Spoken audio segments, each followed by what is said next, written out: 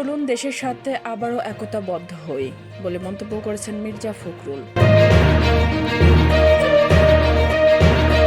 নিজেকে গ্রেপ্তার করে কারাগারে পাঠানোর দাবি জামাতে আমিরের।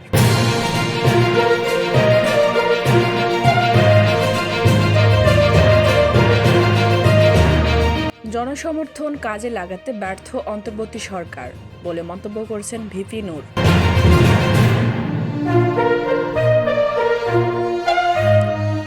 নির্বাচনের তারিখ ঘোষণার বিলম্বের জন্যই দেশে সংকট বাড়ছে বলে মন্তব্য করেছেন ফারুক।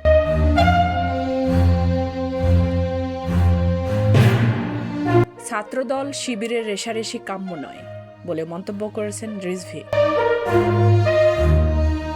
দেশের চলমান পরিস্থিতিতে সেনা সদস্যদের অতিরিক্ত বল প্রয়োগ না করার আহ্বান এবং নির্বাচিত সরকার দায়িত্ব গ্রহণ না করা পর্যন্ত ধৈর্যের সাথে দায়িত্ব পালনের নির্দেশ সেনাপ্রধানের। একটি গোষ্ঠী চায় না দেশে স্থিতিশীল পরিবেশ বজায় থাকুক। আজ থেকে মাঠে নামছে ছিনতাই প্রতিরোধে রাজধানীতে 3টি বিশেষায়িত ইউনিট। এরপরে উন্নতি না হলে বিকল্প ব্যবস্থা নেওয়া হবে বলে মন্তব্য করেছেন আইজিপি।